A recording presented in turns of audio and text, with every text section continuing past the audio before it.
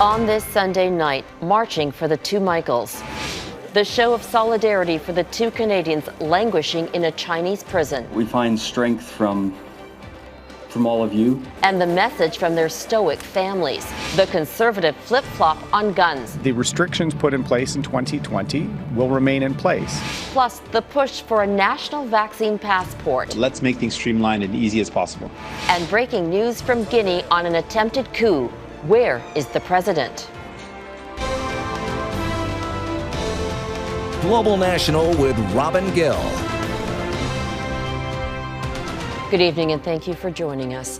1,000 excruciating days and counting. That painful benchmark is how long Michael Spavor and Michael Kovrig have been stuck in a Chinese prison. The campaign to bring the men back home to Canada has gone nowhere. Today, their families, their friends and strangers marched in Ottawa to recognize the courage and resilience of the two Michaels. As Mike Armstrong explains in tonight's top story, loved ones are still holding out hope that one day they'll be reunited.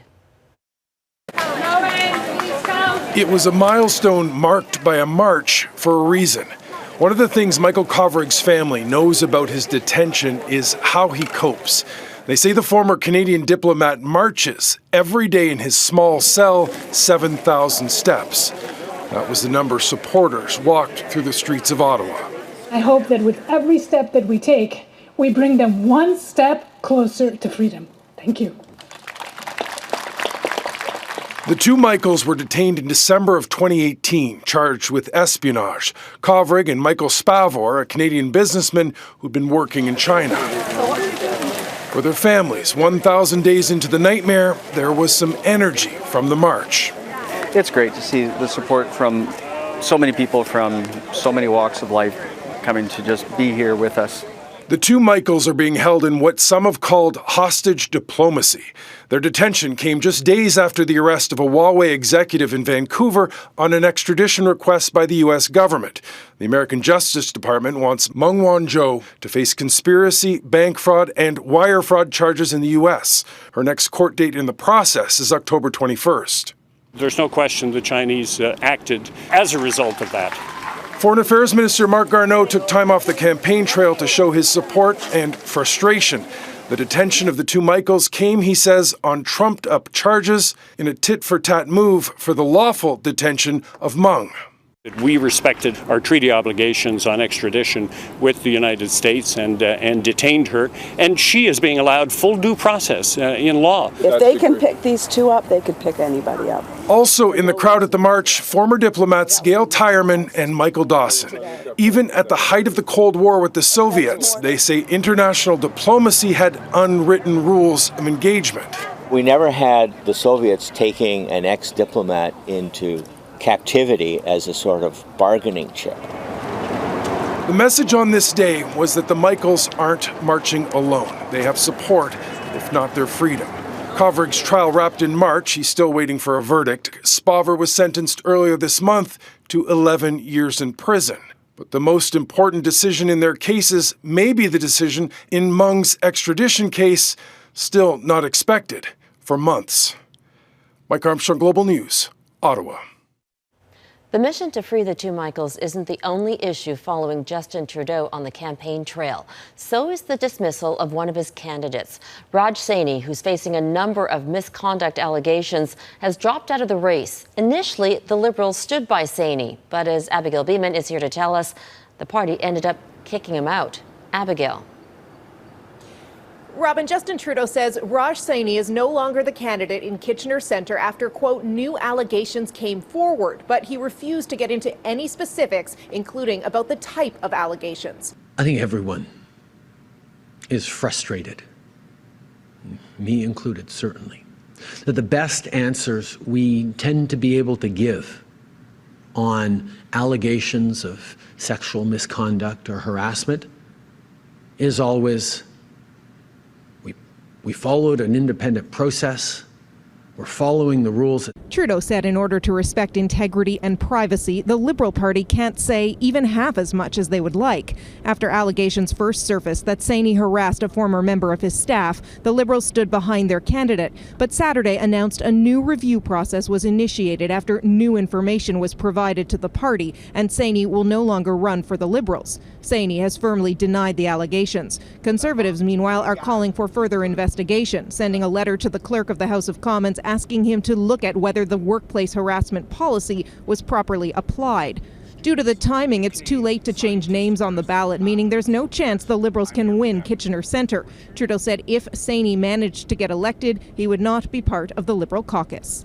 Obviously, this is a far from ideal situation that we no longer have any candidate in that riding. In a statement, the woman who reported Saini for inappropriate workplace behavior said people who experience questionable conduct should not feel hesitant to speak out. This culture of tolerance needs to change. I asked Trudeau whether he felt he let down either people who came forward with complaints or Liberal supporters left without a candidate, but he did not directly answer, just repeated they went through the process when they learned of allegations a year ago, and the independent conclusion at the time was they could proceed. Robin? Abigail Bimman in Markham, Ontario. After days of questions about his party's gun policies, Conservative leader Erin O'Toole is changing his tune. He's now vowing, if elected, he'd maintain a Liberal ban on assault-style weapons. Here's Mike Couteur on what prompted the reversal. For 2 days, questions about gun control have hung over Erin O'Toole like West Coast clouds. Sunday, unprompted, the Conservative leader sought to clarify his position. The present ban on a number of other firearms that were reclassified in 2020 will remain in place. It was a clarification, but also a reversal from what is clearly written in the platform that he proudly parades around to every event. On page 90, it says, a Conservative government will start by repealing C-71 and the May 2020 order in council. That order is better known as the Liberal ban on assault-style weapons. We will conduct a transparent review of the firearms classification process to take the politics out of this process and engage the public in decisions with respect to public safety. Trying to make this a ballot box question, Liberal leader Justin Trudeau started his day flanked by posters of guns that he says the Conservatives want to make legal. Mr. O'Toole has made a secret deal with the gun lobby to reverse that ban on these assault weapons. Mr. Trudeau claims today that you have a secret deal with the gun lobby. Do you? We're maintaining the status quo that's in place right now. That's not the question, sir. What we're trying to do is to make sure that we have a process to take the politics out of this. A senior Conservative source tells Global News it became clear the Liberals wanted to make this an issue for the entire week. So O'Toole added the explanation to his announcement at the last minute. O'Toole's clarification comes less than a week before the next two leaders' debates. Now, that could help blunt some of the attacks from his opponents, but it could also open him up to criticism about his lack of clarity when he was first asked about the issue. Robin? Mike Couteur in Vancouver. NDP leader Jagmeet Singh spent the day in Ottawa advocating for a national vaccine passport. And as Matthew Bingley explains, Singh is also calling for a rare moment of unity from his political competition.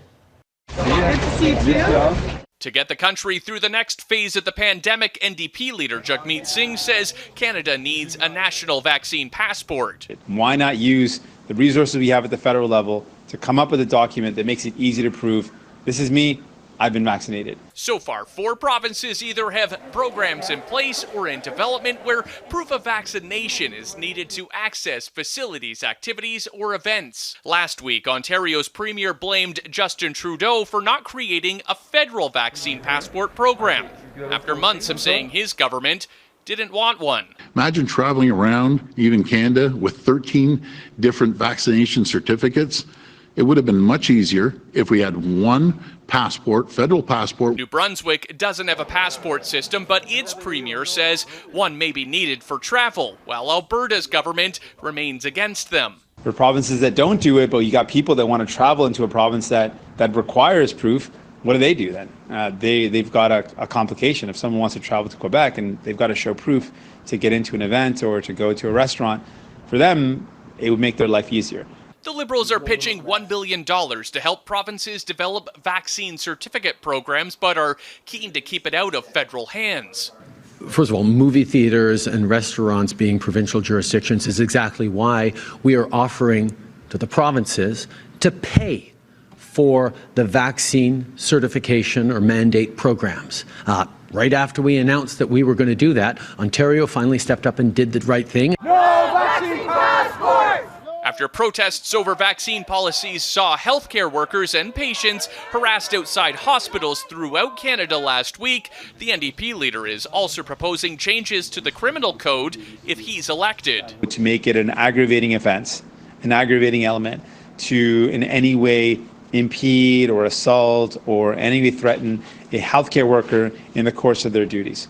It is just not on. Jagmeet Singh is asking the federal leaders to come together and record a nonpartisan message encouraging people to get vaccinated. So far, both the Liberal and Conservative leaders have agreed to take part. Robin. Matt Bingley in Toronto. A 3-year-old boy who was missing in Quebec for more than 4 days has been safely reunited with his mother. Police say a standoff with the man who allegedly abducted the toddler ended peacefully this afternoon. They say the child is not hurt and has been handed over to his mother. The 36-year-old suspect has been arrested and is speaking with investigators. So far, no charges have been laid. It's been nearly a week since Hurricane Ida made landfall in Louisiana and unleashed a deadly deluge. And the ensuing disaster has exposed how ill-prepared the U.S. is for the climate crisis. Extreme weather has cost the country $450 billion in damage nationwide since 2005. But as Jennifer Johnson explains, the loss of life and the emotional toll are immeasurable. The winds and rain from Hurricane Ida are long gone. But the mud, mess, and destruction left behind will take months to clean up. I'm just like, this is horrible. Catherine Navarro and Brainer Garcia got their first look at what was left of their New Jersey home. Few of their belongings survived, but they did. How are you holding up? New Jersey's governor has been touring the hardest hit areas of his state, calling on Congress to pass President Joe Biden's $1 trillion infrastructure bill to update America's crumbling roads so they don't become death traps when the next hurricane hits. We've got infrastructure that was built for a different reality. The alarms have been going off for decades, if not longer. Climate change scientists say big cities like New York need major changes, including increasing the water capacity of street gutters, installing larger sewer pipes, and replacing pavement that better absorbs water. We have 20th century or even 19th century cities in some places in the United States and a brave new 21st century climate. So there's a mismatch between what we have built in our cities today and the climate realities. In Philadelphia, major highways that turned into rivers are reopening. In New York, officials will rewrite emergency protocols after nearly a dozen people died in flooded basement apartments. The flash flood emergency warning was the first in the city's history. Many people were unsure of what it meant. I don't ever again, as governor or in my lifetime, want to see people in pain the way I did over the last few days. Meanwhile, in Louisiana, 7 nursing homes have been ordered closed after they evacuated over 800 patients to a single warehouse ahead of Ida. Generators failed, food ran out, and 7 residents died. This woman is now trying to bring her mom home. And she wants to be able to lay in her bed, but she said she says she's in hell. All of the patients have been moved into other facilities, among millions of victims caught in Hurricane Ida's vicious path. Jennifer Johnson, Global News, Washington. Coming up, the refugee crisis. European leaders fail to agree on taking in vulnerable Afghans.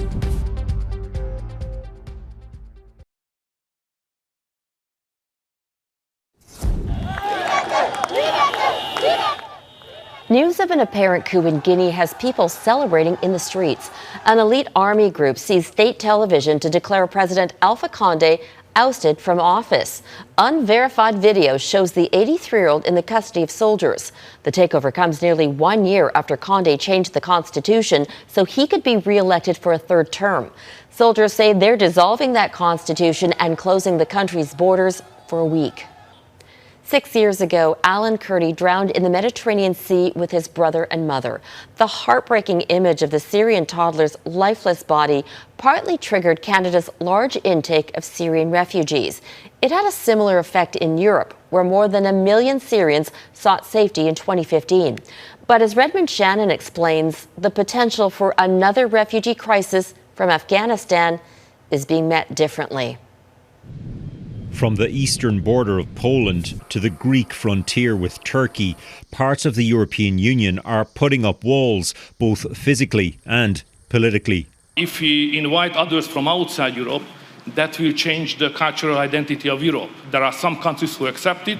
Hungary is not among that countries. Most of the 27 nations in the EU were involved in the Afghan war and were part of the scrambled evacuation effort. Like Canada, they still hope to help those left behind. But EU governments failed to agree on a plan for all countries to take in vulnerable Afghans under their so-called burden-sharing migration pact. The absolute red lines for the migration skeptics in these conclusions was putting anything in there about an expectation on numbers in terms of how many new people Europe would resettle. Instead, governments could only agree to talk of bolstering borders and providing aid for refugees in countries bordering Afghanistan. We need to avoid a humanitarian crisis. We need to avoid a migratory crisis. The main reason for this is the memory of the chaos of 2015, when more than 1 million Syrians fled a civil war and headed for Europe. Greece, on Europe's eastern edge, is still dealing with the consequences. And I think what happened in 2015 was a mistake. We acknowledge it openly. We address the need to support refugees closer to the source of the problem, which is Afghanistan. Since 2016, the EU has effectively paid Turkey to keep Syrians from getting to Greece. It has also lost the UK as a member following a referendum campaign dominated by immigration. Germany took in hundreds of thousands of Syrians, but most candidates to replace Angela Merkel as Chancellor in this month's election insist there can't be a repeat of 2015. I think it is understood by European governments to be necessary in their national domestic context to be saying these things when they're talking about migration. But Afghanistan's relatively closed borders and its distance from Europe suggest a huge influx is unlikely for now. Redmond Shannon, Global News, London. The opposition forces protecting Panjshir Valley, Afghanistan's last province to hold out against the Taliban, now say they're ready to negotiate with the militant group.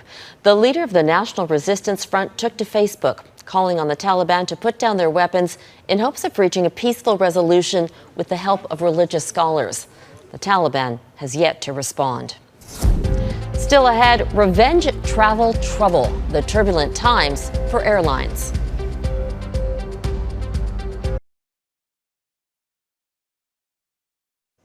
Air travel is taking off again as more restrictions lift and vaccination rates rise. But planes and airline staff are not at pre-COVID levels, and the pent-up demand has caught carriers off guard. As Anne Gaviola reports, passengers are paying the price. It's called revenge travel. After months of COVID restrictions, Canadians are flying to see friends and family or to take long overdue vacation time, but staffing at major carriers has not kept pace. The airline themselves created this mess that they're in. Some angry travelers are sharing stories of delayed and canceled flights and what they call insufficient customer service. It was just a complete disaster. They basically ruined our vacation. And they've been no help up to this point. And to top it off, they managed on both flights to lose a suitcase. After the flight left, I basically put my child in the car and we drove to Toronto because I'd asked them, when's the next flight to Toronto? And they said the next time I can get out would have been Wednesday or Thursday, which wasn't going to help because my wedding was on Friday. Some aviation experts believe staffing shortages are calculated. Airlines didn't hire enough staff during the summer, anticipating a fall slowdown as people return to work and school, and business travel isn't expected to make up the difference. So it's a cycle that they're in now. They've got this peak lasting for another couple of weeks, then it's going to disappear. And they're going to look at parking airplanes, reducing the flights. So instead of potentially hiring and then laying off, they're plodding along, and sometimes it's at the expense of the customer. out a whole bunch of money, like still haven't gotten a refund for the flight that was canceled. In a statement to Global News, WestJet says our flight schedules are built many months in advance based on anticipated demand. As travel restrictions lift and vaccination rates rise, we're working diligently to predict the balance in demand.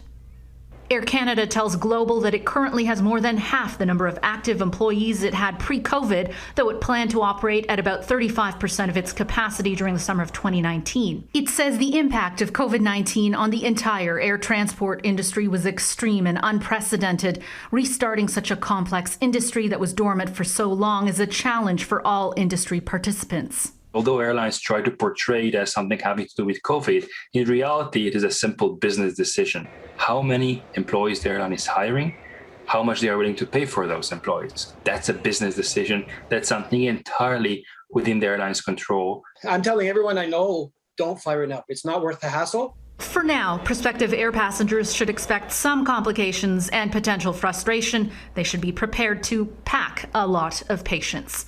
Anne Gaviola, Global News, Toronto. Up next, the games are over and the flame goes out. What's Canada's final medal count at the Paralympics?